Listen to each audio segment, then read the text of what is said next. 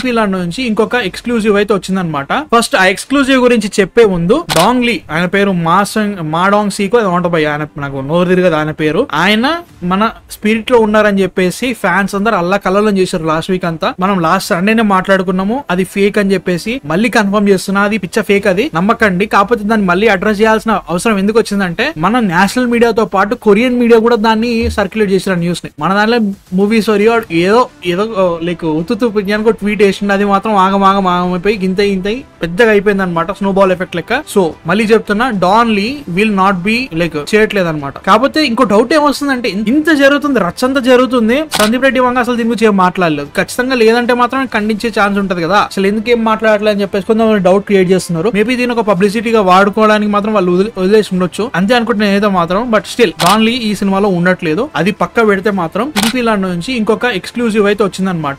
సందీప్ రెడ్డి వంగ ఈసారి స్పిరిట్ తోటి ఒక ప్యూర్ కమర్షియల్ ఎంటర్టైనర్ మూవీని తీద్దామని ఫిక్స్ అయ్యారనమాట. So Spirit will be a pure commercial movie అంట. సో ఇప్పటి వరకు మనము ప్రభాస్ గారిని చూడని రేంజ్ లో చూపిస్తూనే అన్ని ఏజ్ గ్రూప్స్ ని టార్గెట్ చేసేలా ఈ సినిమా ఉంటదంట. మనకు ఆల్రెడీ ఒక సినాప్సిస్ అయితే ఉంది. ఎలా అంటే స్పిరిట్ లో స్టోరీ ఎలా ఉంటదంటే, ఒక సిన్సియర్ కాప్ తన చుట్టూ ఉన్న పరిస్థితుల బట్టి మరీ ఇంత సిన్సియర్ ఉన్నా గానీ కష్టమే అనే కైండ్ ఆఫ్ వేలో క్యారెక్టర్ జర్నీ అయితే ఉంటది. సో అది చాలా ఇంట్రెస్టింగ్ ఉంది. అంటే మెల్లమెల్లగా గ్రే షేడ్స్ లోకి వెళ్తాం అనమాట character. So I'm very interesting. అంటే లైక్ ఇంత సిన్సియర్ ఉన్నా గానీ వీళ్ళందరూ ఇట్లా చేస్తున్నారనే థింకింగ్ లో క్యారెక్టర్ ఎట్లా ప్రోగ్రెస్ చేస్తారని చెప్పేసి ఉంది అనమాట. అన్ని ఏజెస్ కి అప్రోప్రియేట్ గా సినిమా తీస్తూనే ఒక ప్యూర్ కమర్షియల్ ఎంటర్టైనర్ గా తీద్దామని చెప్పేసి థింకింగ్ లో ఉన్నారంట. అండ్ ఏంటి కమర్షియల్ ఎంటర్టైనర్ లైట్లే అనుకుంటే, సందీప్ రెడ్డి వంగ ఒక రెగ్యులర్ సినిమా అయితే గ్యారంటీగా తీయరు. అర్జున్ రెడ్డి ఒక లవ్ స్టోరీ, అది రెగ్యులర్ లవ్ స్టోరీ కాదు. యానిమల్ ఒక ఫ్యామిలీ డ్రామా, అది ఒక రెగ్యులర్ ఫ్యామిలీ డ్రామా అయితే సచ్చినా కాదు. ఇప్పుడు ఒక pure commercial entertainer and spirit అనగానే అది ఒక రెగ్యులర్ ప్యూర్ కమర్షియల్ ఎంటర్టైనర్ అయితే సచ్చినా కాదు. అది సందీప్ రెడ్డి వంగ గారి టేక్ డిఫరెంట్ ఉంటది.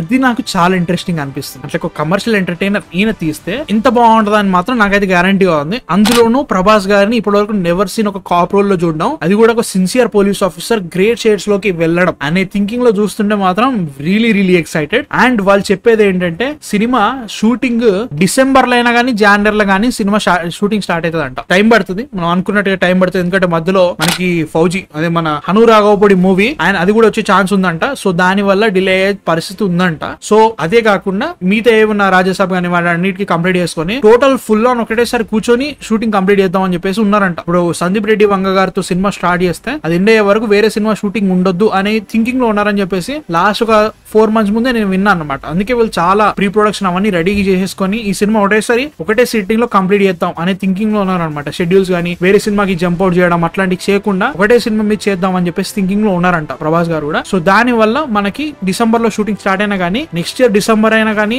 దాని తర్వాత 2026 సంక్రాంతికైనా కానీ సినిమా రిలీజ్ కి ప్లాన్ చేస్తున్నారు అన్నట్టు. కాకపోతే ఇప్పుడున్న పరిస్థితుల్లో ఇప్పుడు ప్రభాస్ గారి సినిమా రిలీజ్ డేట్ లో బట్టి మనకు తెలుస్తూ ఉంటది ఎప్పుడు వస్తుంది సినిమా. దాని వల్ల అయితే మాత్రం తెలుస్తుంది అనమాట. ప్రస్తుతానికి అయితే మాత్రం నాకు వెరీ ఇంట్రెస్టింగ్ అనిపించేది ఏంటంటే, ఇది ఒక ప్యూర్ కమర్షియల్ ఎంటర్టైనర్ అయినా కానీ, మొన్న ఇంటర్వ్యూలో ఎప్పుడైతే భరద్వాజ్ రంగన్ గారి ఇంటర్వ్యూలో చెప్పింది ఏంటంటే, ప్రభాస్ గారు నా దగ్గర నాతో సినిమా తీపించుకున్నప్పుడు, నేను డైరెక్ట్ చేస్తున్నప్పుడు, అన్న మీరు వెళ్ళి ఒక ఇట్లా టచ్ చేస్తే వాళ్ళందరూ 10 మంది ఎగిరిపోతారన్నా అంటే, అట్లాంటి సినిమా ఆయన ఎక్స్పెక్ట్ చేయట్లేదు, నేను కూడా చేయను అని చెప్పేసి ఆయన కూడా తెలుసు. సో నా దగ్గర నుంచి ఉన్న ట్రీట్మెంట్ లో ఉండే సినిమాని తీస్తున్నా అని చెప్పేసి అన్నాడు అన్నట్టు. ఆ స్టోరీ లైన్ ఎంత నచ్చుంటే, ఒక రెగ్యులర్ కమర్షియల్ మూవీ కంటే ఎంత డిఫరెంట్ గా ఉంటే ఈ సినిమా తీస్తున్నారని చెప్పేసి ఒక థాట్ ప్రాసెస్ అయితే గ్యారంటీ రన్ అవుతుంది నాకైతే మాత్రం. ఎందుకంటే ఖచ్చితంగా ఫిక్స్ అయిపోండి, spirit will not B a regular movie. It will be a pure commercial movie, but it's not be a regular commercial movie. Sandeep Reddy Vanga take ఉంటది. అండ్ నేను మళ్ళీ చెప్తున్నా కల్కి రిలీజ్ అయిన తర్వాత పరిస్థితి ఏమైపోయిందంటే, Spirit easy 200 crores first day gross వచ్చేస్తుంది నో డౌట్. రాజాసాబ్ రాని ఏమన్నా గానీ ఫస్ట్ డే 200 crores రాసి పెట్టేసుకోండి. స్పిరిట్ కి